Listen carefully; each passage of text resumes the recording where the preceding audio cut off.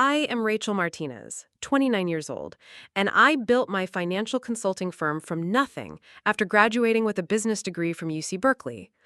While my younger sister Vanessa floated through life expecting everyone else to fund her dreams, I worked 60-hour weeks, saved every penny, and turned my small inheritance from our grandmother into a thriving business. When Vanessa demanded $50,000 for her dream wedding to Marcus Thompson, I thought I knew exactly what kind of entitled behavior I was dealing with. I had no idea that giving her that money would lead to the most satisfying revenge I have ever executed. I'd love to know which corner of the globe you're watching from. And if this story speaks to you, make sure to subscribe. Tomorrow's video is one you absolutely can't miss. Our family dynamic was established early. Vanessa, now 26, learned that tears and tantrums could move mountains, especially when it came to our parents, David and Carmen Martinez. I learned that responsibility and achievement earned acknowledgement, but rarely rewards. Our childhood home in Sacramento was comfortable, but not wealthy. Dad worked as a middle manager at a tech company, and Mom taught elementary school. They provided for us well, but luxuries required careful budgeting. Vanessa never seemed to understand this concept. At age 7, she threw a screaming fit in Target because she wanted a $100 American Girl doll. Our parents, embarrassed by the public spectacle, bought it. At 12, she demanded designer jeans that cost more than our grocery budget for a week. Again, our parents found a way. At 16, she crashed the family car while texting and driving, then cried until Dad agreed to let her choose the replacement vehicle, a bright red Volkswagen Beetle that she picked purely for its Instagram potential. Meanwhile, I learned early that my needs came second. When I wanted to join the debate team in high school, I was told to get a part-time job to pay for tournament travel expenses. When I expressed interest in studying abroad during college, my parents suggested I take out additional student loans rather than asking them for help. The message was clear. Vanessa needed support, and I needed to be self-sufficient. This pattern continued into our 20s. Vanessa moved back home after college, claiming she needed time to find her passion while working sporadically at a yoga studio and pursuing what she called her wellness influencer brand. Her Instagram account at Vanessa Vibes featured carefully curated photos of smoothie bowls, sunset meditations, and motivational quotes about living your best life. She had 3,000 followers and earned maybe $200 a month from sponsored posts for essential oil companies and fitness apps. During the same period, I was building Martinez Financial Consulting from my studio apartment in San Francisco. I started with 3 clients I found through LinkedIn cold messages and coffee shop networking events. My business focused on helping small business owners optimize their financial strategies and navigate tax planning. It was unsexy work that required deep expertise and long hours, but it paid well and grew steadily through referrals. By age 28, I had 12 employees, an office in the financial district, and annual revenue approaching $2 million. I owned a condo in Noe Valley, drove a reliable Honda Accord, and had built a 6-figure emergency fund. More importantly, I had created something meaningful that helped other entrepreneurs succeed. My proudest moment came when a client, Maria Santos, told me that my financial restructuring advice had saved her family restaurant from bankruptcy. Vanessa viewed my success with a mixture of pride and entitlement. She would brag to her friends about her successful sister while simultaneously treating my achievements as family resources she could access when needed. When her laptop died, she assumed I would replace it. When she wanted to attend an expensive wellness retreat in Tulum, she presented it as an investment in her brand that I should fund. When her car needed major repairs, she suggested I might want to help out since I was doing so well. I usually said yes to these requests, partly out of love and partly to avoid family drama. The amounts were manageable, a few hundred here, 1,000 there.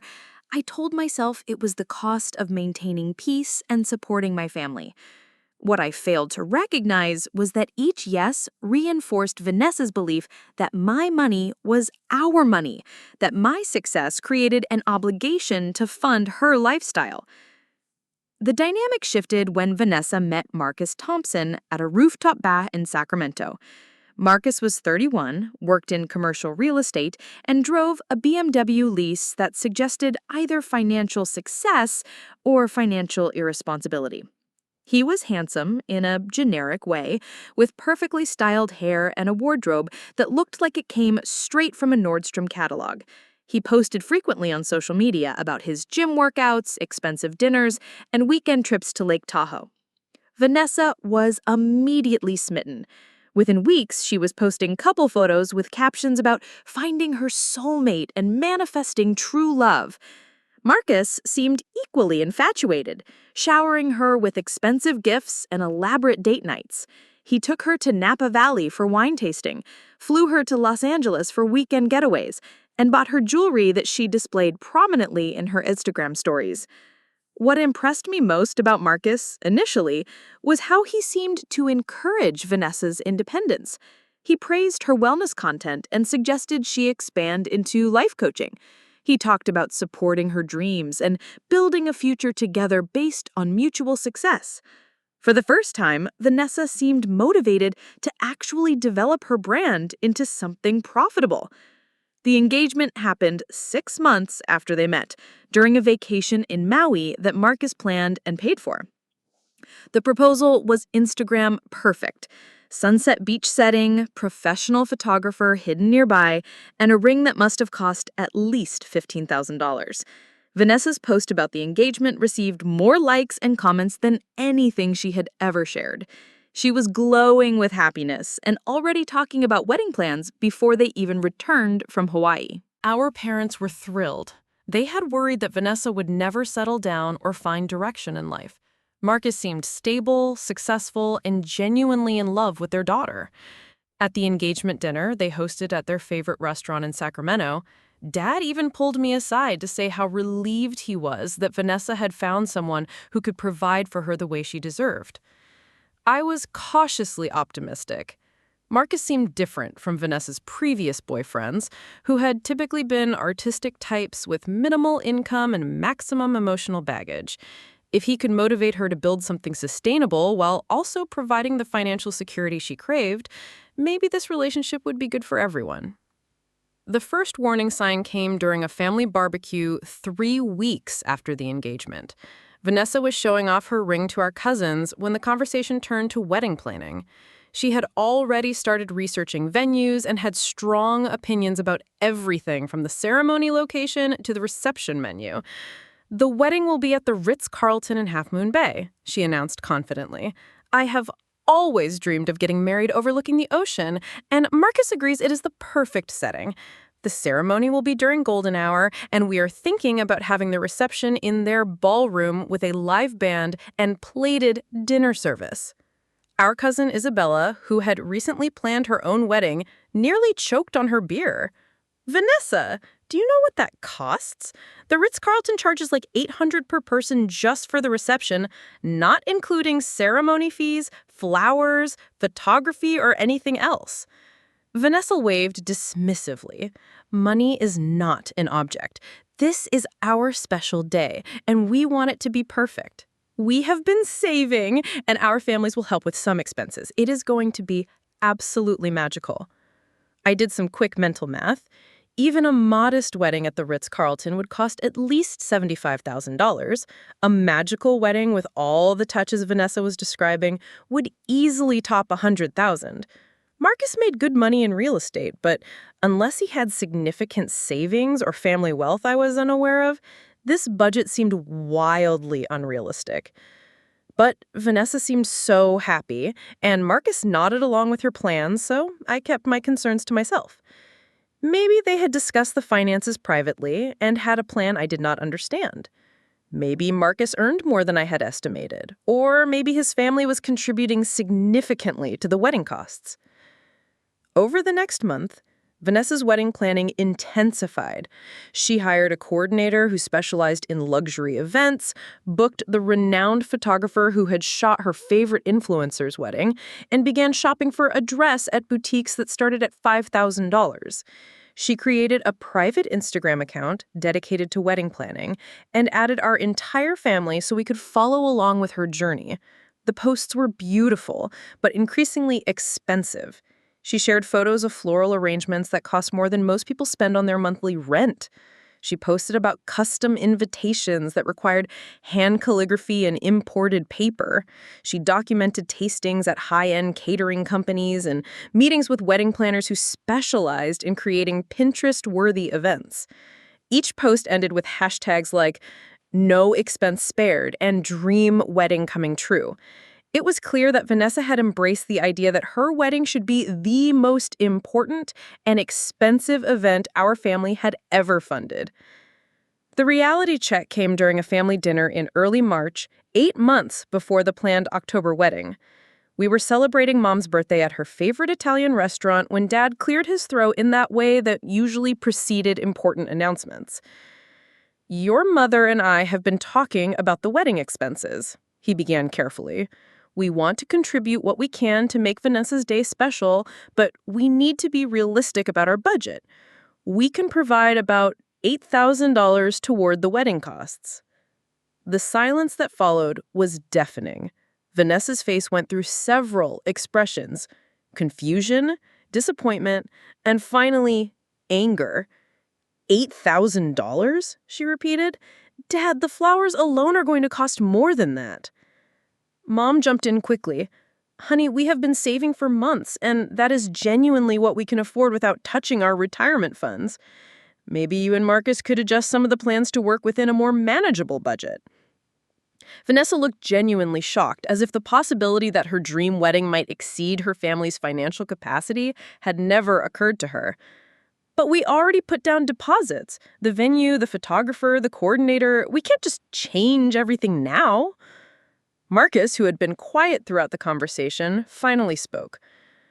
"Vanessa and I have been discussing the budget, and we knew we would need some family support. We were hoping for a more substantial contribution, but we understand everyone has limitations." "How substantial?" I asked, though I was beginning to suspect I already knew the answer. Marcus and Vanessa exchanged a look. "Well," Vanessa said slowly, "we were hoping you might be able to help, Rachel. You've done so well with your business, and you know how important this is to me." And there it was, the expectation I had been dreading but somehow knew was coming. My success had created an obligation to fund my sister's wedding dreams. The week following that family dinner, Vanessa launched what I can only describe as a strategic campaign to secure wedding funding. She did not make direct demands immediately. Instead, she began sharing articles about sibling support and family bonds on social media, tagging me in posts about successful women helping their sisters achieve their dreams. Her Instagram stories featured quotes like, "Family wealth should lift everyone up," and "Success means nothing if you cannot share it with those you love." A lot of love and effort went into bringing this story to life. If you're enjoying it, we'd be so grateful if you'd subscribe to our channel. Now back to where we left off. She also started visiting me at my office unannounced, something she had never done before. The first time, she brought expensive coffee from the artisanal roastery down the street and claimed she was in the neighborhood meeting a potential client for wellness coaching. We chatted about business for exactly 5 minutes before she seamlessly transitioned to wedding planning updates. "The venue coordinator says we need to finalize numbers by the end of this month," she mentioned casually while scrolling through photos on her phone. "Marcus and I have been going over the budget constantly, trying to figure out how to make everything work. It is so stressful when you have a vision but limited resources." I made non-committal sounds while reviewing client files, but Vanessa was not deterred. She continued these impromptu visits twice a week, each time bringing small gifts or treats, each time working wedding stress into the conversation. She would mention how expensive everything was, how her influencer friends had received family support for their weddings, how she never asked for anything, but this one special day meant everything to her. Marcus employed a different strategy. He began reaching out to me directly, inviting me to coffee meetings to discuss what he called family financial planning. During our first meeting at a Starbucks near my office, he presented himself as a fellow business professional seeking advice about managing wedding expenses responsibly. Rachel, I really value your expertise in financial planning, he said, pulling out a leather portfolio that contained detailed wedding budget spreadsheets. Vanessa and I want to make smart decisions about this wedding, but we are struggling to balance her dreams with financial reality. Do you have any advice for couples trying to fund a significant celebration? His approach was clever. Rather than asking for money directly, he was positioning himself as someone seeking my professional guidance while simultaneously showing me exactly how much money they needed. The spreadsheets were comprehensive and showed a total wedding cost of $93,000. With their own savings of $18,000 and our parents' contribution of $8,000, they were facing a $67,000 shortfall. I have to admit, I was impressed by the thoroughness of their planning, even if the numbers were astronomical. They had researched every expense category and obtained multiple quotes for each vendor. The budget was unrealistic for their income level, but it was not carelessly constructed. Marcus walked me through each line item with the confidence of someone presenting a business proposal. The venue fee was $32,000 for both ceremony and reception. Photography and videography totaled $12,000. Flowers and decorations came to $8,000. The band cost $6,000. Food and beverage service was $28,000. Her dress, his tuxedo, and wedding party attire added up to $7,000. These are not inflated numbers, he assured me. We have compared prices across multiple vendors, and these represent the going rates for the quality level Vanessa wants. We could cut costs by choosing different vendors, but this is her dream wedding, and I want to give her everything she has envisioned. I studied the spreadsheet while sipping my latte, noting how professionally it was formatted. Marcus clearly had business skills and attention to detail. The numbers added up correctly, and the research appeared legitimate. What troubled me was not the accuracy of the budget, but the assumption that someone else would cover the massive shortfall. Have you considered scaling back some elements to match your available funds? I asked carefully. A beautiful wedding is possible at many different price points. Marcus nodded earnestly. We have discussed that extensively, but Vanessa has been planning this wedding in her mind for years. She has very specific ideas about what will make the day perfect. We looked at less expensive venues, but nothing felt right to her. We priced simpler floral arrangements, but they would not create the ambiance she wants. He paused and leaned forward slightly. I make good money in real estate, Rachel, but not enough to fund a wedding like this without help. Our families have always been close, and I know how much you care about Vanessa's happiness.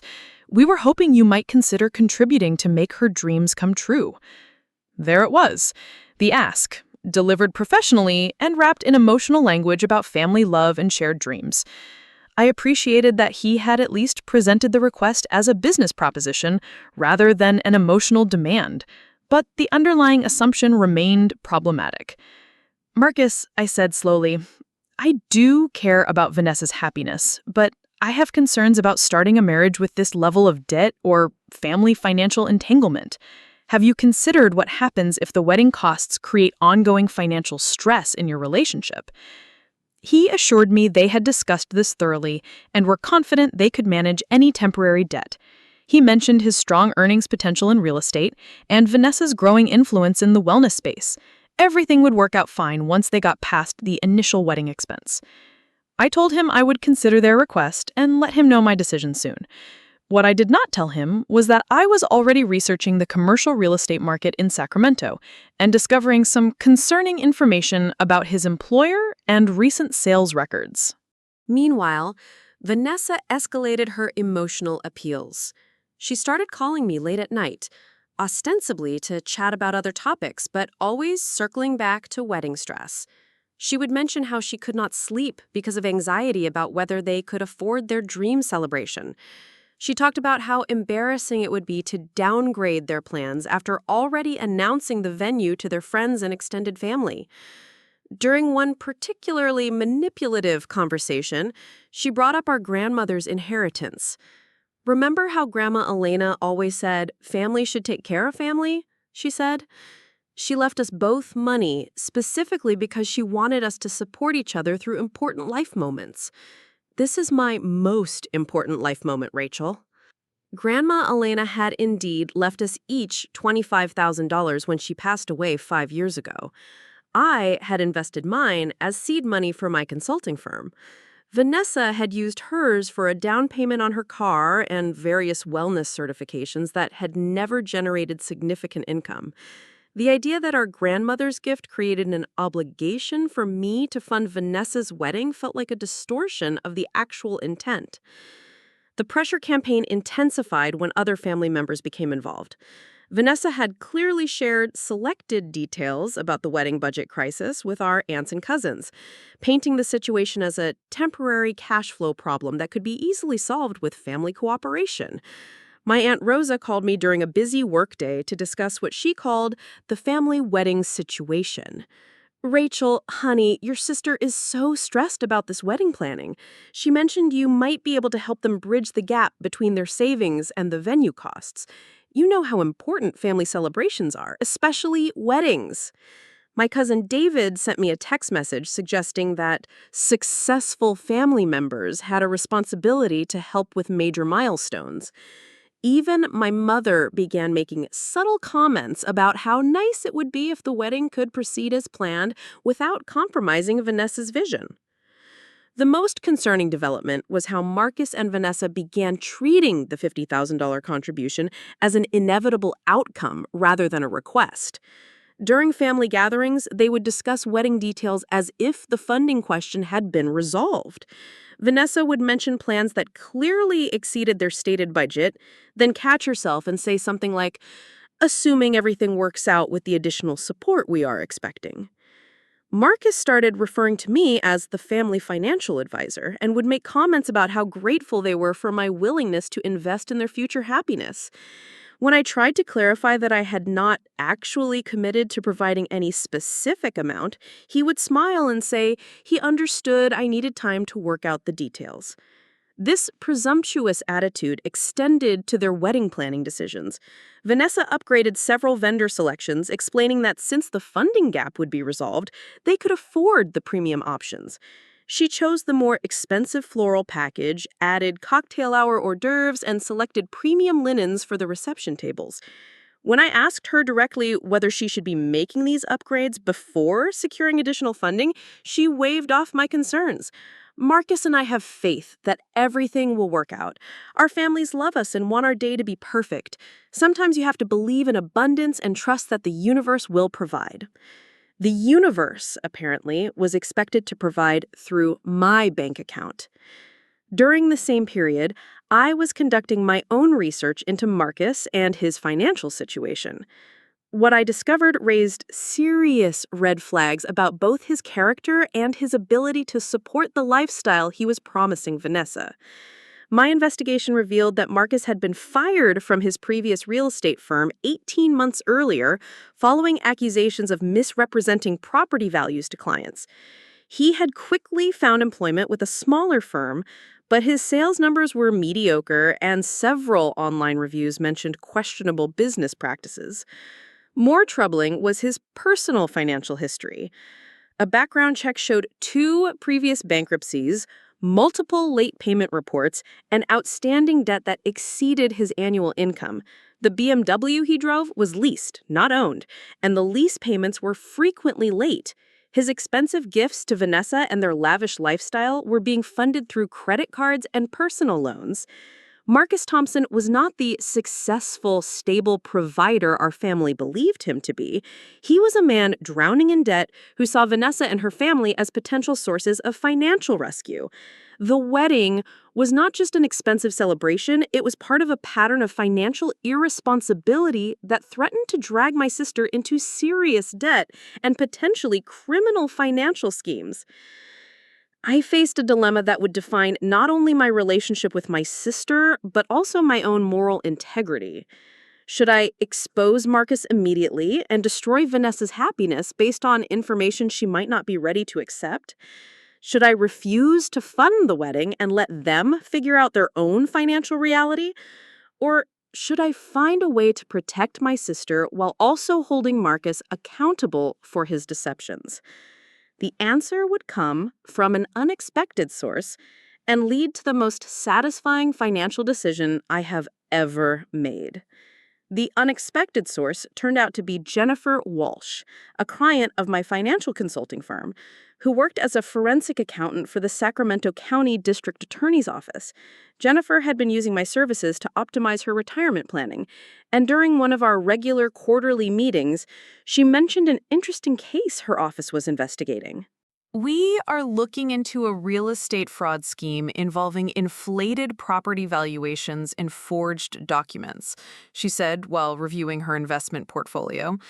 The main suspect has been using fake financial credentials to convince clients to overpay for commercial properties, then pocketing the difference through shell companies. Something about her description triggered my memory. I asked Jennifer if she could share any public information about the case, explaining that the details sounded familiar. She pulled up a file on her laptop and showed me a photograph that made my blood run cold. It was Marcus Thompson, identified as the primary suspect in an ongoing investigation into real estate fraud totaling over $2 million. According to the case file, Marcus had been operating the scheme for 3 years, targeting elderly investors and small business owners looking to purchase commercial real estate. He would identify properties, inflate their appraised values through forged documents, then convince buyers to pay the inflated prices. The excess money would be funneled through fake consulting companies that Marcus controlled. Jennifer explained that the investigation had been ongoing for 8 months, but they had struggled to build a comprehensive case because Marcus was skilled at covering his tracks. Many of his victims were reluctant to come forward due to embarrassment about being defrauded. The DA's office was hoping to find additional evidence that would allow them to file criminal charges rather than just civil penalties. "Rachel," Jennifer said carefully, "you mentioned this sounded familiar. Do you know this person?" I explained that Marcus was engaged to my sister and that our family had been considering providing financial support for their wedding. Jennifer's expression became very serious. She strongly advised me to warn my family immediately and suggested that any money given to Marcus could potentially be seized as part of the criminal investigation. That evening, I drove to Vanessa's apartment with a printed copy of the public information Jennifer had provided. I had rehearsed how to present this information sensitively, knowing that Vanessa would likely react defensively to any criticism of Marcus. Vanessa was in full wedding planning mode when I arrived, surrounded by fabric samples and vendor brochures spread across her coffee table. She was on the phone with the florist, discussing centerpiece options that apparently required imported orchids and hand-blown glass vases. After she finished the call, I sat down across from her and pulled out the documents. "Vanessa, I need to share some information about Marcus that you should know before the wedding." Her face immediately became guarded. "What kind of information?" I handed her the case file summary. "He is under investigation for real estate fraud. The DA's office has evidence that he has been stealing money from property buyers for years." Vanessa scanned the documents quickly, her expression shifting from confusion to anger. "Where did you get this? Have you been investigating my fiancé behind my back?" I explained how I learned about the case through my work, emphasizing that this was public information available through the court system. I tried to focus on the facts rather than my interpretation of what they meant for her relationship. But Vanessa was not interested in facts. She accused me of trying to sabotage her wedding out of jealousy. She claimed I had hired a private investigator to dig up dirt on Marcus because I could not stand seeing her happy. She suggested that the documents were fake or that someone with the same name was being confused with Marcus. "These are serious criminal charges, Vanessa," I said, trying to remain calm. "Even if you believe Marcus is innocent, you need to protect yourself financially until this gets resolved." She stood up and started pacing around her living room. "You have never liked him. From the beginning, you have been looking for reasons to disapprove. Now you are manufacturing some elaborate conspiracy to break us up." I was not manufacturing anything. The evidence was documented in official court records. But Vanessa was too emotionally invested in her wedding plans to consider the possibility that Marcus might not be who he claimed to be. Our conversation escalated when Marcus arrived unexpectedly with dinner from their favorite Thai restaurant. Vanessa immediately showed him the documents and explained that I was trying to convince her he was a criminal. Marcus reviewed the papers with what appeared to be genuine surprise and concern. He said, "This is clearly a case of mistaken identity. There must be another Marcus Thompson involved in real estate who's being investigated. I can provide documentation proving I have never been associated with any of these companies or transactions." He pulled out his phone and started making calls to what he claimed were character references who could verify his reputation and business practices. The calls seemed legitimate, with Marcus speaking to people who confirmed his employment history and professional standing. After watching this performance, Vanessa turned to me triumphantly. "See, you jumped to conclusions based on incomplete information. You owe Marcus an apology for accusing him of being a criminal." I was genuinely confused. The photograph in the case file clearly showed Marcus, and the physical description matched perfectly. But his responses seemed sincere, and the character references appeared to support his claims of innocence. Marcus suggested that we could resolve this confusion by meeting with his attorney the next day to review documentation that would prove his innocence. He invited me to bring my own legal counsel if I wanted additional verification of his claims. I agreed to the meeting, partly because I wanted to believe I had made a mistake, and partly because I knew Vanessa would never forgive me if I continued making accusations without giving Marcus a chance to defend himself. The next morning, I arrived at the law office of Peterson, Chen and Associates in downtown Sacramento, accompanied by my business attorney, Michael Rodriguez. Marcus was already there with his lawyer, Thomas Peterson, and a briefcase full of documents. Peterson began by expressing concern about the mistaken identity situation and assured us that they would provide complete transparency to resolve any confusion. He presented employment records, tax returns, and business licenses that appeared to document Marcus's legitimate real estate career. However, Michael immediately noticed several irregularities in the documentation. The employment records showed gaps that did not align with Marcus's stated work history. Some of the tax documents contained formatting inconsistencies that suggested they might be altered or fabricated. Most significantly, when Michael asked Peterson for the original documents rather than copies, Peterson claimed that the originals were stored in a secure facility and could not be accessed immediately. This was unusual for a law firm handling a straightforward identity verification case. During a break in the meeting, Michael pulled me aside and whispered that something was definitely wrong with the documentation. He suggested we request a postponement to allow for independent verification of the records. When we returned to the conference room, Peterson announced that Marcus had decided to withdraw his offer to provide documentation. He claimed that my allegations were defamatory and that Marcus was considering legal action for damage to his reputation. This sudden shift from cooperation to hostility confirmed my suspicions that Marcus was hiding something significant. No innocent person would refuse to provide simple documentation to clear up a supposed case of mistaken identity. That afternoon, I contacted Jennifer Walsh and asked her to verify whether the Marcus Thompson and the criminal case was definitely the same person engaged to my sister. She arranged for me to meet with Detective Lisa Chen, the lead investigator on the case. Detective Chen confirmed that they had been surveilling Marcus for months and had documented his relationship with Vanessa. They were particularly interested in his wedding planning activities because the timing coincided with increased urgency in his fraudulent activities. They suspected he was trying to secure one final large-scale theft before fleeing the state.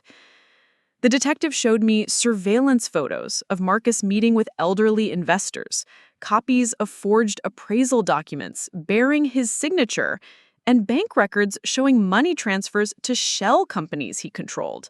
There was no question that this was the same Marcus Thompson who was planning to marry my sister. More disturbing was Detective Chen's revelation that Marcus had been researching my business and personal finances. They had found evidence that he had attempted to access my credit reports and had been gathering information about my assets and income sources. It appears he targeted your sister specifically because of her family's financial situation, Detective Chen explained. We believe he was planning to use the wedding as an opportunity to gain access to your family's money, possibly through forged documents or identity theft. She strongly advised me not to provide any financial support for the wedding and suggested that I should warn my parents about potential attempts to steal their personal information. She also mentioned that they would be arresting Marcus within the next 2 weeks, once they completed gathering evidence for the final charges. I left the police station with a profound sense of dread about what this would do to Vanessa. Her entire future was built around a relationship with someone who had deliberately deceived her and was planning to use her as part of a criminal scheme. But I also felt a growing anger about how Marcus had manipulated not just Vanessa, but our entire family. He had studied our dynamics, identified our emotional vulnerabilities, and crafted his deception specifically to exploit our love for my sister. The question now was how to protect Vanessa while also ensuring that Marcus faced consequences for his crimes.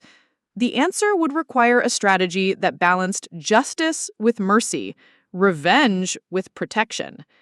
And it would involve giving $50,000 to people who definitely deserved it, just not the people who were expecting it. Detective Chen's revelation about Marcus's imminent arrest forced me to make a decision I had been avoiding. I could wait for the police to handle everything and let Vanessa discover the truth through his criminal charges, or I could take control of the situation and minimize the damage to my family. The choice became clear when I learned about the wedding timeline and Marcus's accelerating desperation. The detective explained that Marcus had been liquidating assets and closing bank accounts over the past month, clear signs that he was preparing to flee. His wedding to Vanessa was scheduled for 3 weeks after his anticipated arrest date, which meant he was either planning to disappear before the ceremony or use the wedding as his final opportunity to steal from our family before vanishing. What made the situation more urgent was evidence that Marcus had already begun implementing identity theft schemes targeting my parents. Detective Chen showed me credit applications filed in my father's name for high-limit credit cards that had been mailed to addresses Marcus controlled. There were also attempts to access my mother's retirement accounts using personal information that Marcus could only have obtained through Vanessa. Your sister has been unknowingly providing him with family financial information, Detective Chen explained. Social security numbers, birth dates, mother's maiden names, all the details he needs to steal identities and drain accounts. She probably thought she was just sharing normal family information with her fiancé. This revelation transformed my anger into cold fury. Marcus had not just deceived Vanessa about his character and financial situation, he had turned her into an unwitting accomplice in crimes against our parents. Every intimate family conversation, every shared memory, every detail about our lives had been weaponized for theft. I made the decision to confront Vanessa with the full truth before Marcus could complete his theft or disappear. But I also knew that simply showing her police evidence would not be enough. Vanessa was emotionally and financially invested in this relationship, and desperate people often refuse to accept information that threatens their hopes. I needed a strategy that would force Vanessa to see Marcus's true character while also protecting our family from further financial harm. The plan that emerged would require precise timing, careful documentation, and a willingness to let Marcus destroy himself through his own greed. First, I contacted the victim's rights advocate assigned to the DA's case against Marcus. Patricia Morales had been working with the elderly investors and small business owners who had been defrauded, helping them navigate the legal system and recover stolen assets. Patricia explained that the victims were facing significant financial hardships due to Marcus's thefts. Several elderly couples had lost their life savings and were now unable to afford basic medical care. Small business owners had been forced to declare bankruptcy after losing money they had intended to use for expansion or employee salaries. The criminal case will eventually result in restitution orders, Patricia told me, but that process can take years and defendants rarely have sufficient assets to repay victims fully. Many of these people will never recover the money they lost. This gave me the foundation for my plan. Instead of giving $50,000 to fund Marcus's fraudulent wedding, I would donate that money to a victim compensation fund that Patricia was establishing. The victims deserved justice and financial relief more than Vanessa deserved an expensive party built on lies. But I also wanted Marcus to experience the consequences of his choices in a more immediate and personal way. For that, I needed to document his final theft attempt and ensure that Vanessa witnessed his true character firsthand. I called Vanessa and told her that I had reconsidered my position on wedding funding. I explained that family relationships were more important than financial concerns, and I wanted to support her happiness by contributing to the wedding costs. Vanessa's reaction was immediate relief and gratitude. "Rachel, I knew you would come through for me. This means everything to Marcus and me. We can have the perfect wedding we have been planning." I arranged to meet with Vanessa and Marcus the following evening to discuss the financial details. I told them I wanted to transfer the money directly to their wedding vendors to ensure it was used specifically for wedding expenses. This was presented as a practical matter, tax documentation and expense tracking. But it was actually designed to force Marcus to reveal his true intentions. The meeting took place at Marcus's apartment, a surprisingly modest space that did not match the expensive lifestyle he displayed publicly. He had clearly been preparing for this conversation, with wedding vendor contracts and payment schedules organized neatly on his dining room table. Marcus began by expressing gratitude for my generosity and emphasizing how much this contribution meant for their future together. He had prepared a detailed breakdown showing exactly how the $50,000 would be allocated across different wedding expenses. However, when I explained that I wanted to pay vendors directly rather than transferring money to their accounts, Marcus's demeanor shifted noticeably. He claimed that direct vendor payments would complicate their existing payment schedules and deposit arrangements. "We have already negotiated specific terms with each vendor. Changing the payment structure now could jeopardize our bookings and potentially cost us our deposits." I pressed for more details about these supposed complications, and Marcus's explanations became increasingly elaborate and contradictory. He claimed that the venue required payment through their wedding coordinator, who then distributed funds to subcontractors. The florist needed cash payments in advance to reserve specific equipment. The florist required cash payments to secure seasonal flower availability. None of these explanations made business sense, and I could see that Vanessa was beginning to notice the inconsistencies in Marcus's responses. She asked him directly why vendor payments would be problematic if the money was genuinely intended for wedding expenses. Marcus's answer revealed everything about his actual intentions. He admitted that he had been planning to use the wedding money to cover some temporary business expenses before the wedding date, with the intention of replacing it before vendor payments were due. "It is just cash flow management," he said, looking directly at me rather than Vanessa. "I have some deals closing next week that will provide the replacement funds, but I need bridge financing to handle some immediate obligations." Vanessa stared at him in shock. "Marcus, you are talking about using our wedding money for your business without discussing it with me first?" The conversation spiraled quickly as Marcus tried to justify his plan, while Vanessa realized that her wedding funds were being treated as available business capital. She began asking questions about his financial situation that he had apparently been avoiding for months. Marcus's responses became defensive and eventually hostile. He accused Vanessa of not trusting him and suggested that her family was creating problems where none existed. He claimed that successful businessmen routinely used available capital for investment opportunities, and Vanessa's reaction showed that she did not understand how financial success was achieved. This condescending explanation was exactly what I had hoped Marcus would reveal. Vanessa was seeing firsthand how he viewed her family's money as his resource to deploy however he chose. She was also experiencing his willingness to make unilateral financial decisions that affected their shared future. But Marcus was not finished exposing his true character. When Vanessa suggested that they should postpone the wedding until his business situation stabilized, he exploded with anger that revealed the calculating mindset behind his entire relationship strategy. "You cannot be serious," he said. "We have spent months planning this wedding. Your family has committed to supporting us financially. You cannot just change your mind because you do not understand business financing." His use of the phrase, "your family has committed," was particularly telling. Marcus viewed our potential contribution not as a generous gift, but as an obligation that Vanessa's family owed to him. The wedding was not a celebration of their love, but a business transaction that he expected to complete, regardless of changing circumstances. Vanessa looked back and forth between Marcus and me, clearly trying to process what she was learning about her fiancé's attitude towards money, family, and their relationship.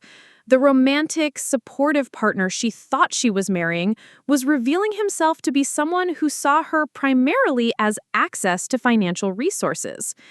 I decided this was the moment to share the information Detective Chen had provided about Marcus's criminal activities and his targeting of our family.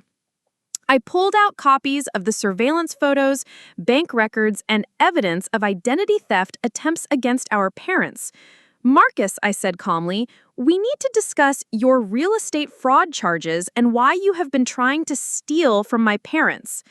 The silence that followed was unlike anything I had ever experienced.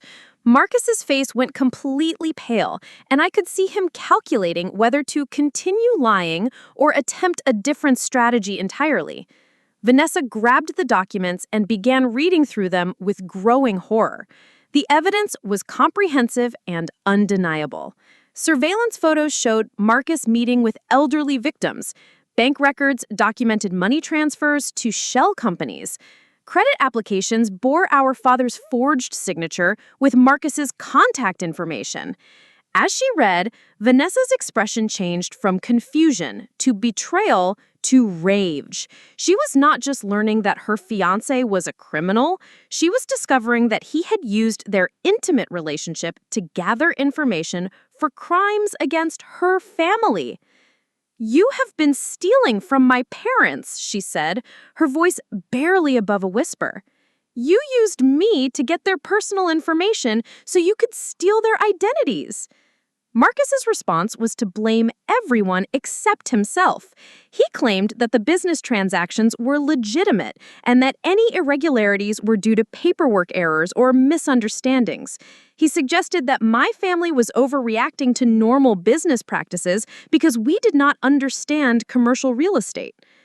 When that approach failed to convince Vanessa, Marcus tried a different strategy. He claimed that he had gotten involved with questionable business partners who had pressured him into activities he would not normally pursue.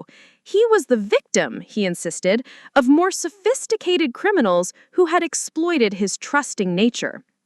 Finally, as Vanessa continued reading through evidence of his crimes, Marcus abandoned all pretense of innocence and revealed the contempt he had always felt for our family. He accused us of being middle-class people who were too small-minded to understand how wealthy individuals operated. He suggested that our reluctance to support the wedding financially demonstrated our jealousy of his success and sophistication. The real Marcus Thompson was emerging, entitled, manipulative, and utterly without remorse for the damage he had caused to innocent people. Vanessa was seeing the person she had been planning to marry, and it was nothing like the character he had been performing for the past year. That night marked the end of Vanessa's engagement and the beginning of a plan that would ensure Marcus faced appropriate consequences for his crimes, while also providing some measure of justice for his victims. The morning after confronting Marcus, Vanessa appeared at my office before business hours, looking like she had not slept. Her eyes were red from crying, but there was a steel in her expression that I had never seen before. She was holding a cardboard box filled with what appeared to be every gift Marcus had ever given her, along with wedding planning documents and vendor contracts. "I need to understand exactly how much damage he has done," she said without preamble. to me, to our family, to his other victims, and I want to help fix as much of it as possible. This was not the response I had expected. Throughout our childhood and adult relationship, Vanessa had typically dealt with problems by avoiding them or expecting others to solve them. But discovering that Marcus had manipulated her into betraying our family had triggered something deeper than embarrassment or disappointment. She was genuinely angry and determined to take action. We spent the next 4 hours going through every document in her box, mapping out the timeline of Marcus's deception and identifying all the ways he had used their relationship to gather information about our family's finances.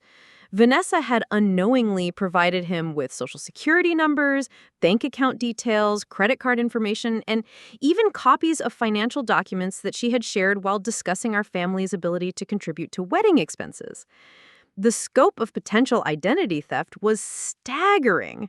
Marcus had enough information to open credit accounts, file fraudulent tax returns, access investment accounts, and even apply for mortgages in our parents' names.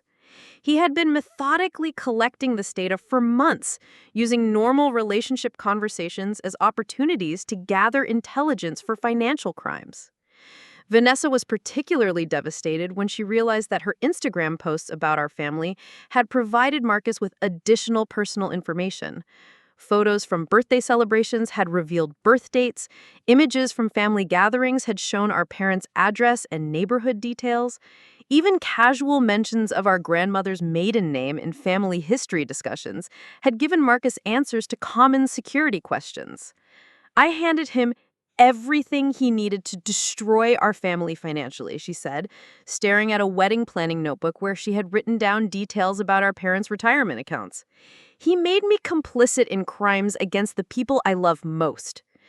But Vanessa's anger was already transforming into determination to prevent further damage and help Marcus's other victims.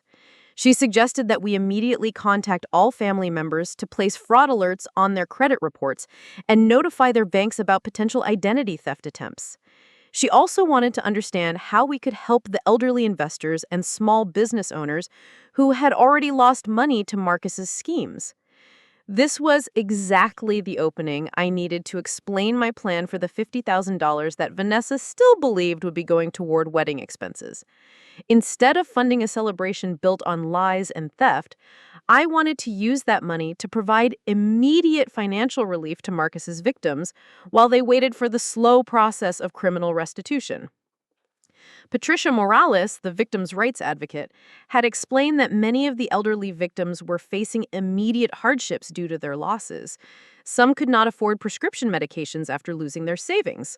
Others were at risk of losing their homes because they could not make mortgage payments. Small business owners were struggling to pay employees or maintain operations after being defrauded. Vanessa's response to this proposal was immediate and enthusiastic. Yes, absolutely. That money should go to people who actually deserve help, not to some fake wedding built on stolen money. But I want to do more than just write a check. I want these people to know that Marcus's victims include his own family, and we are committed to helping however we can. This reaction confirms something I had always hoped was true about my sister, despite our difficult family dynamics. Beneath the entitlement and self-absorption that had characterized much of her behavior, Vanessa had genuine empathy and a capacity for moral courage when confronted with clear examples of right and wrong. We decided that simply donating money to the Victims Fund would not be sufficient. We wanted to take active steps to help build the criminal case against Marcus and ensure that he faced maximum consequences for his crimes. This required developing a more comprehensive strategy that would serve both justice and healing. Our first step was coordinating with Detective Chen to provide any additional evidence that might strengthen the criminal prosecution. Vanessa had access to Marcus's apartment, personal belongings, and electronic devices that could contain relevant information about his fraudulent activities.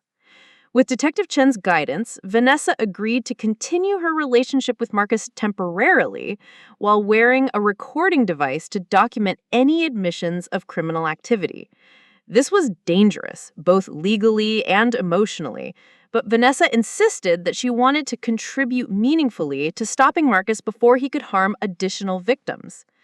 The detective explained that Marcus was likely to become more desperate and careless as his arrest became imminent. If Vanessa could record him discussing his crimes or attempting to involve her in additional theft schemes, this would provide powerful evidence for the prosecution and potentially help recover additional stolen assets. Vanessa's first recorded conversation with Marcus occurred 3 days after our confrontation, when he called to apologize for his angry reaction and attempt to salvage their relationship. He had clearly spent the intervening time developing a new strategy for managing the situation. Marcus began by claiming that he had been under tremendous stress due to false accusations from disgruntled business associates, and that stress had caused him to react poorly to our questions about his finances. He insisted that all of his business activities were legitimate and that any apparent irregularities would be resolved once his attorney could present the full facts. But as the conversation continued, Marcus revealed information that contradicted his claims of innocence. He mentioned specific details about his victims that could only have come from his fraudulent interactions with them. He referenced shell companies and financial transactions that matched evidence in the criminal investigation. Most importantly, Marcus began pressuring Vanessa to help him access additional money from our family before his legal troubles became public knowledge.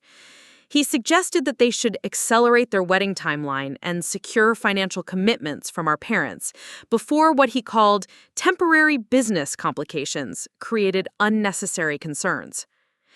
These recorded conversations provided prosecutors with direct evidence of Marcus's ongoing criminal intent and his willingness to involve Vanessa in additional fraud schemes.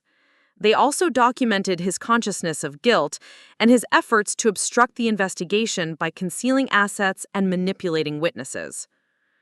While Vanessa was gathering evidence through her recorded conversations, I was working with Patricia Morales to identify the victims who were facing the most immediate financial hardships.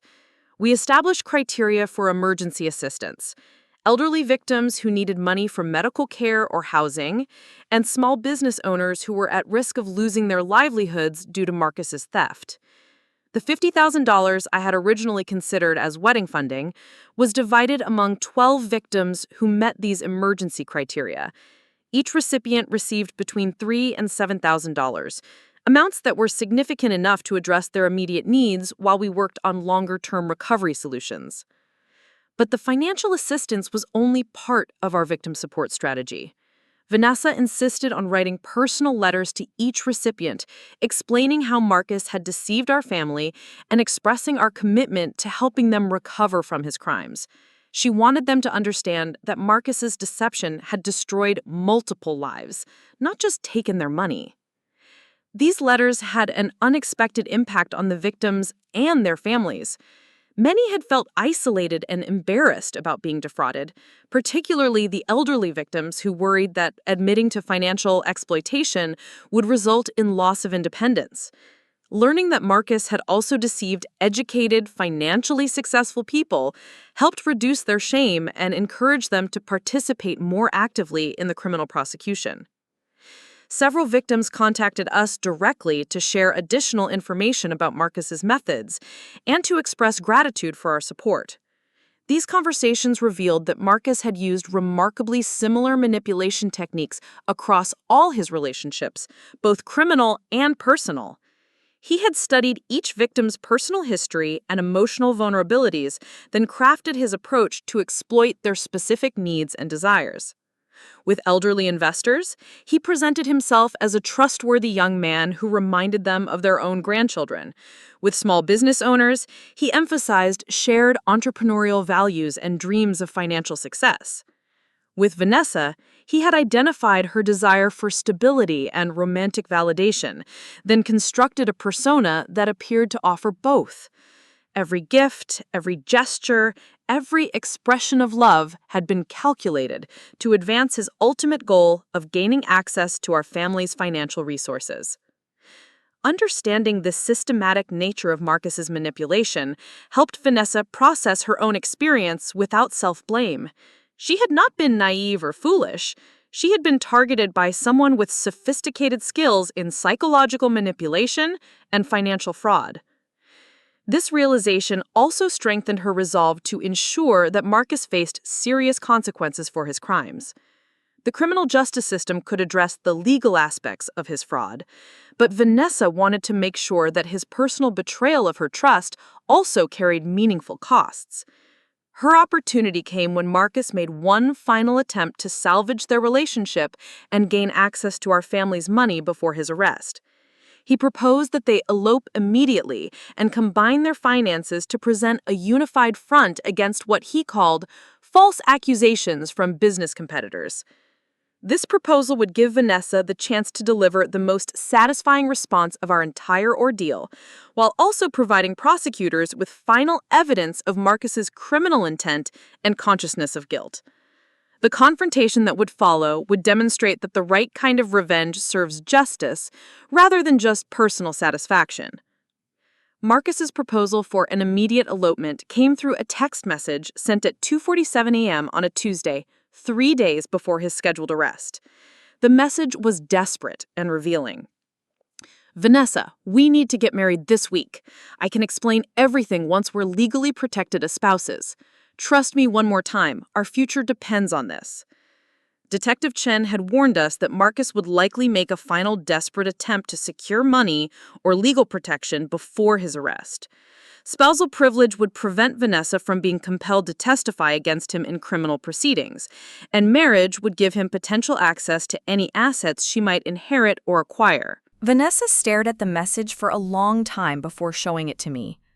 "The legal protection he wants is not for both of us," she said quietly. "He wants to make sure I cannot testify about what I know, and he probably thinks marriage will give him rights to any money our family gives me." We had been preparing for this moment for weeks, but seeing Marcus's final manipulation attempt in writing still felt like a punch to the stomach. Even facing imminent arrest, he was trying to use Vanessa's love and trust to protect himself from the consequences of his crimes. The plan we had developed with Detective Chen was elegant in its simplicity. Vanessa would agree to meet with Marcus to discuss his elopement proposal, but the meeting would take place in a location where police could observe and record everything. Marcus's responses to specific questions about his criminal activities and his intentions toward our family would provide final evidence for the prosecution. More importantly, this meeting would give Vanessa the opportunity to confront Marcus with the full scope of his betrayal while he was still unaware that she knew about his criminal activities. She would finally be able to express her anger and disappointment to the person who had caused it, rather than carrying those emotions alone. The plan was arranged for Thursday evening at a restaurant in downtown Sacramento, where Marcus had taken Vanessa for their first official date. Detective Chen and her team positioned themselves at nearby tables, using sophisticated recording equipment to capture every word of the conversation. Vanessa arrived early and sat at the same corner table where Marcus had first told her he loved her 8 months earlier. She looked calm and composed, but I knew she was carrying weeks of anger, betrayal, and determination to finally hold Marcus accountable for his actions. Marcus arrived 20 minutes late, looking more disheveled than I had ever seen him. His usually perfect hair was uncombed, his expensive clothes were wrinkled, and he had dark circles under his eyes that suggested he had not been sleeping well. The stress of his impending arrest was clearly taking a physical toll. He immediately launched into an explanation about business complications and legal challenges that required immediate action to protect their future together. He claimed that disgruntled business partners were making false accusations to damage his reputation, and that their only protection was to combine their legal and financial resources through marriage. Vanessa listened to this familiar pattern of lies and manipulation with an expression of patient attention that masked her growing anger. She asked clarifying questions that gave Marcus opportunities to dig himself deeper into admissions of criminal activity. "Tell me specifically what these business partners are accusing you of," she said. "I need to understand what we are dealing with if we are going to face this together." Marcus's response was a masterclass in self-incrimination. He described business transactions that exactly matched the criminal activities documented in the criminal investigation. He mentioned specific victims by name, claiming they were bitter about losing money in legitimate investments gone wrong. He also revealed information about hidden assets and offshore accounts that prosecutors had been unable to locate. In his desperation to convince Vanessa that he had sufficient resources to support them both, Marcus provided details about money laundering and asset concealment that would be crucial for victim restitution. But the most damning part of Marcus's presentation was his casual admission that he had been using information about our family to establish credit accounts and access financial resources. He described this as temporary borrowing that he intended to repay once his legal troubles were resolved. "I know your parents were upset about the credit card applications," he said, apparently unaware that we knew about his identity theft attempts. "But I was just trying to establish some emergency funding in case these business problems affected my regular income. I was protecting our financial security." This statement revealed everything about Marcus's mindset. He genuinely believed that his engagement to Vanessa gave him the right to steal from our family. He had convinced himself that identity theft and fraud were reasonable responses to business challenges, and that our objections to his crimes were unreasonable barriers to his financial success. Vanessa's response was delivered with a calm precision that made every word more devastating than shouting would have been. "Marcus, I know about all of it. The real estate fraud, the forged documents, the stolen money from elderly investors.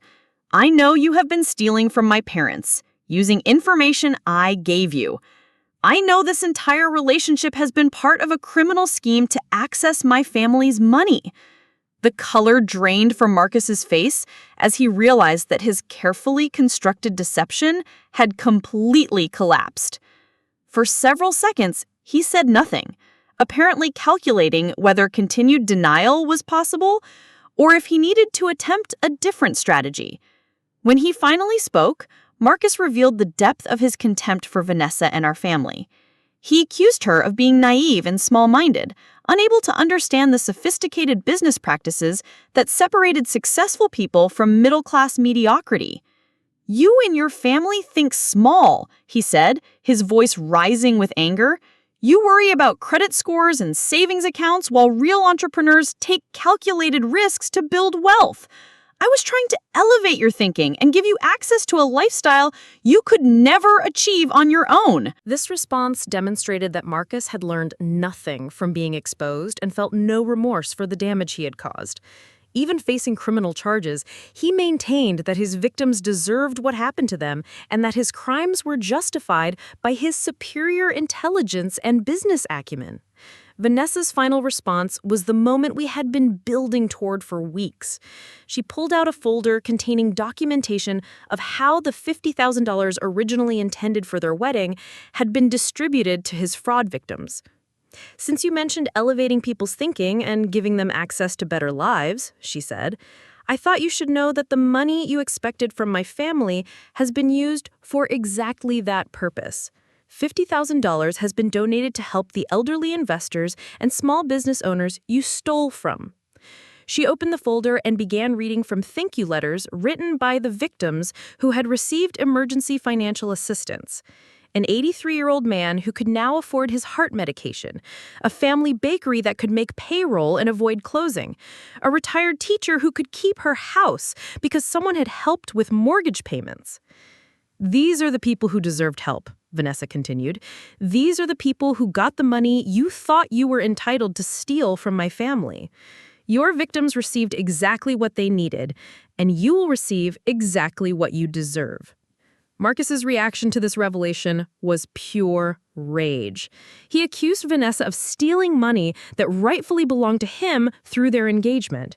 He claimed that giving wedding funds to his victims was a betrayal of their relationship and proof that she had never truly loved him. The irony was perfect.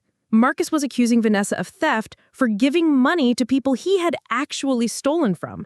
He felt betrayed because the money he had planned to steal had been used to help his own victims. His anger revealed the fundamental selfishness that had driven all of his criminal activities. As Marcus's fury escalated, he began making threats about what would happen if Vanessa testified against him in criminal proceedings. He suggested that he had compromising information about our family's finances that he could use to cause problems if we continued to cooperate with the prosecution. These threats were exactly what Detective Chen had hoped to record. Marcus was now documented intimidating a witness and attempting to obstruct justice, charges that would significantly increase his potential prison sentence. The meeting ended when Vanessa stood up and delivered her final statement to the man who had planned to marry her while stealing from her family. Marcus, I hope the money your victims received helps them rebuild what you destroyed. And I hope your time in prison gives you the opportunity to reflect on the difference between real success and criminal theft. As she walked away from the table, Detective Chen and her team moved in to arrest Marcus Thompson on charges of real estate fraud, identity theft, money laundering, witness intimidation, and conspiracy to commit theft. The arrest was swift and professional, but Marcus's reaction was neither. He screamed accusations at Vanessa as the handcuffs were applied, claiming that she had entrapped him and that their entire relationship had been a police setup. These final accusations revealed how completely Marcus had misunderstood the situation. He could not comprehend that Vanessa had genuinely loved him and that her cooperation with police was a response to discovering his betrayal, not evidence of a long-term deception. Even as he was being led away in custody, Marcus remained convinced that he was the victim of an elaborate conspiracy rather than the perpetrator of systematic criminal fraud. The satisfaction of watching Marcus face immediate consequences for his crimes was profound, but it was only the beginning of a longer process of justice and healing for everyone he had hurt. The weeks following Marcus's arrest transformed our family in ways none of us could have anticipated. What began as a story about wedding funding had evolved into a journey of discovering strength, rebuilding trust, and learning that sometimes the most meaningful justice comes not from punishment alone, but from helping others heal from similar wounds. Marcus's criminal trial proceeded swiftly due to the overwhelming evidence we had helped gather. The recorded conversations, financial documents, and witness testimony created an airtight case that his defense attorney could not meaningfully challenge. Rather than face the uncertainty of a jury trial, Marcus accepted a plea bargain that sentenced him to 8 years in federal prison and required him to pay full restitution to his victims. The restitution process revealed the true scope of Marcus's criminal enterprise. Over 3 years, he had frauded 47 individuals and small businesses, stealing a total of $2.8 million through various real estate and investment schemes. Some victims had lost their entire life savings, while others had been forced into bankruptcy or foreclosure due to his theft. Patricia Morales, the victims' rights advocate, coordinated the restitution distribution process and kept us informed about how our emergency assistance fund had impacted the people who received help. The updates we received were both heartbreaking and inspiring, revealing the resilience of people who had faced devastating financial losses but refused to let those losses define their futures. Mrs. Dorothy Kim, an 85-year-old widow who had lost $60,000 in one of Marcus's fake commercial real estate investments, used our $3,000 contribution to catch up on mortgage payments and avoid foreclosure.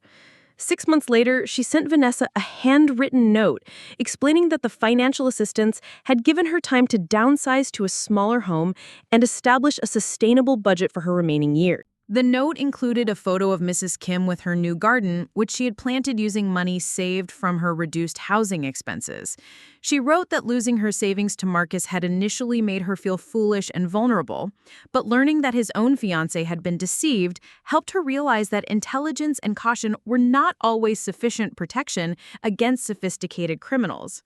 Carlos Rodriguez, who owned a family restaurant that nearly closed after losing $40,000 to Marcus's fraudulent investment scheme, used our $5,000 contribution to make payroll during the 2 months it took him to secure a legitimate business loan.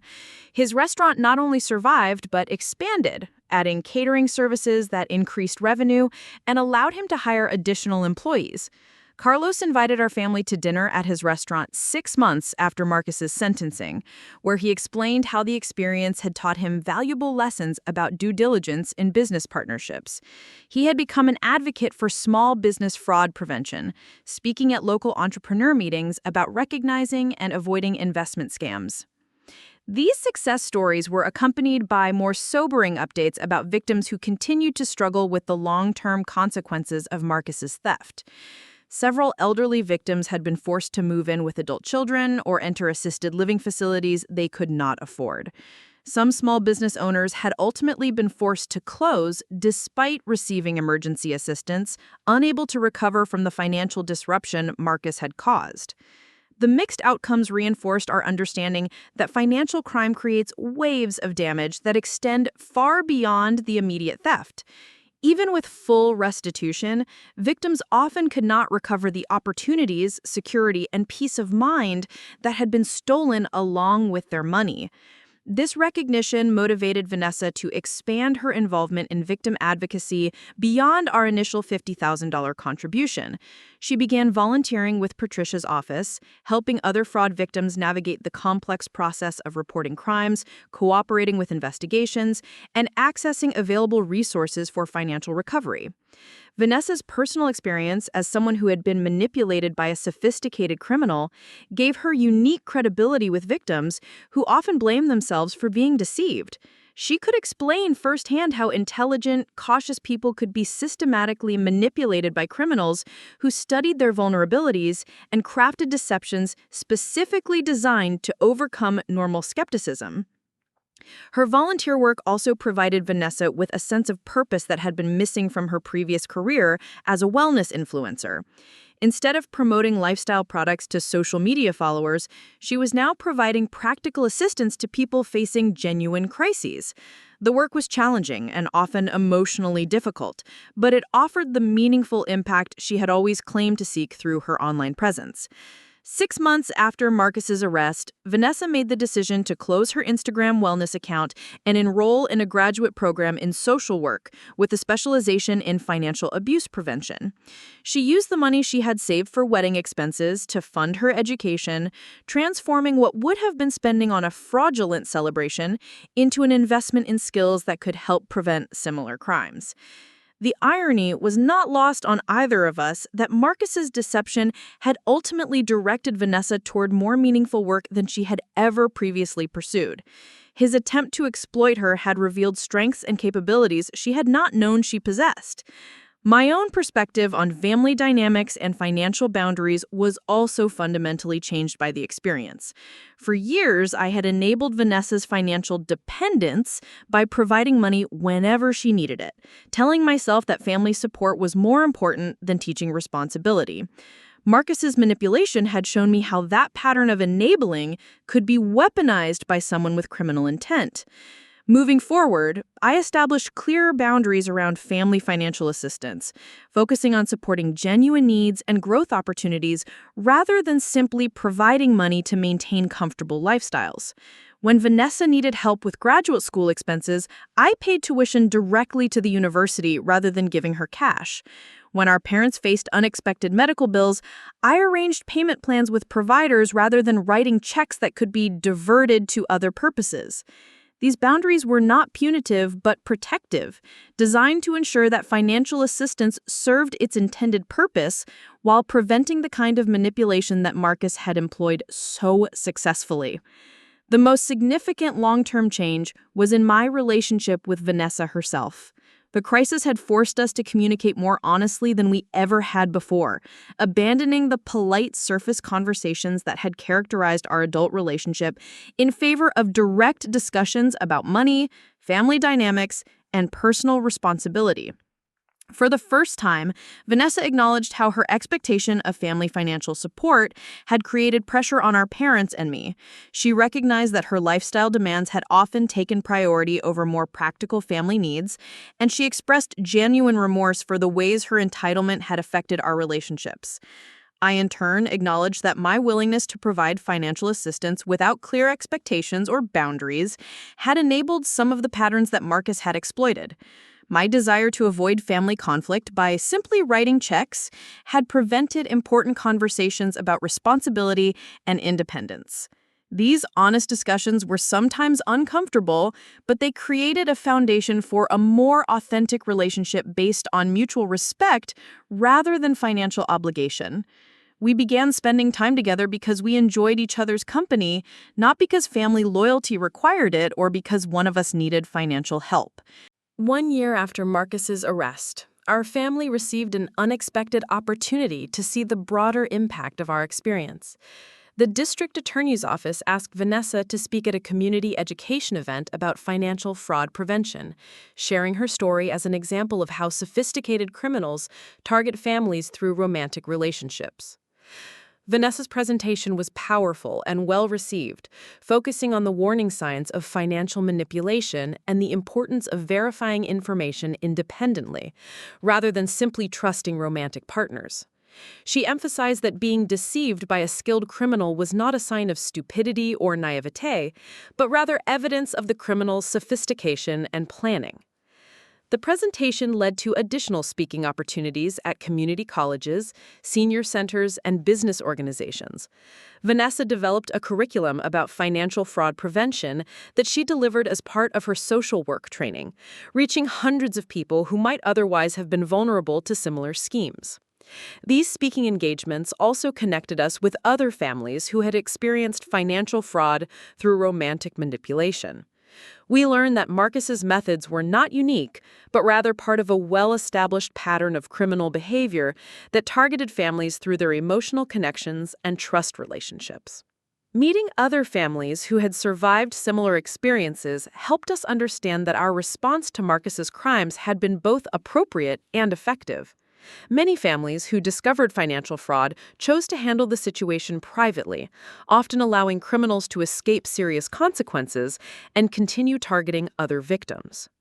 By cooperating fully with the criminal investigation and sharing our experience publicly, we had contributed to a prosecution that removed a dangerous criminal from circulation and educated potential victims about manipulation techniques. The financial aspect of our story also had a satisfying conclusion that reinforced our decision to redirect the wedding money toward victim assistance.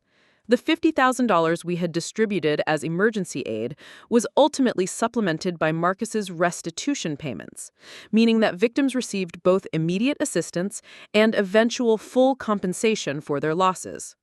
Several victims wrote to thank us specifically for the emergency assistance, explaining that the immediate help had been more valuable than the eventual restitution, because it had addressed urgent needs during the most difficult period following their theft. Knowing that people could afford medication, housing, and basic necessities while waiting for legal justice felt more meaningful than any wedding celebration could have been.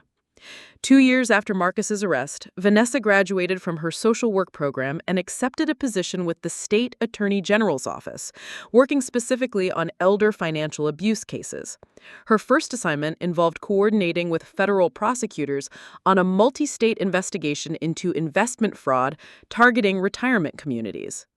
The work was demanding and often depressing, but Vanessa had found her calling in protecting vulnerable people from the kind of systematic exploitation she had experienced firsthand.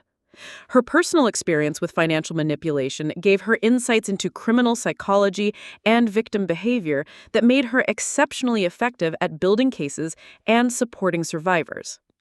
On the third anniversary of what would have been her wedding date, Vanessa organized a fundraising event for financial fraud victims, raising $25,000 for emergency assistance funds similar to what our family had created.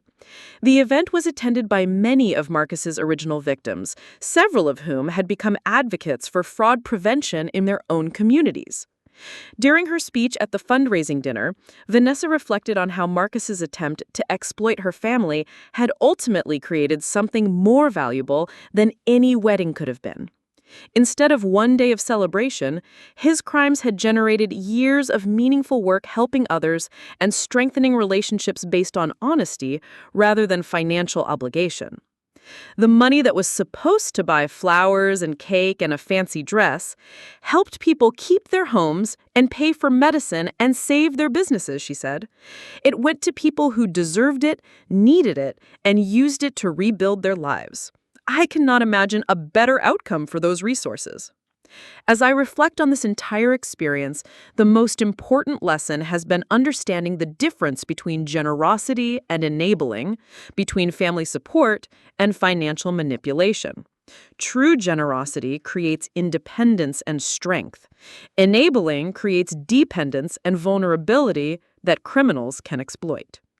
The $50,000 I gave to Marcus's victims represents the most satisfying financial decision I have ever made, not because it provided personal benefits, but because it served justice while helping people recover from genuine hardship. Marcus Thompson thought he could manipulate our family's love and generosity for his own criminal benefit. Instead, he provided us with the opportunity to demonstrate that real success means using resources to help others thrive, not to fund deception and theft. Today, Vanessa and I have a stronger relationship than we ever had before Marcus entered our lives. Our family has clearer boundaries and more honest communication. The victims we helped have rebuilt their lives and become advocates for others facing similar challenges. Sometimes the best revenge is not about punishing those who hurt you, but about ensuring that their actions ultimately create more good in the world than harm. Marcus may have stolen money, but he inadvertently taught us lessons about justice, family, and generosity that were worth far more than anything he took. The wedding that never happened became something much more valuable, a catalyst for growth, justice, and meaningful service to others who deserved our help far more than Marcus ever deserved our money. Looking for more? We've got 2 amazing stories ready for you right on screen. If this one touched you, these are absolutely worth your time. Click to watch them now. And hey, subscribe and hit that bell to never miss our latest uploads.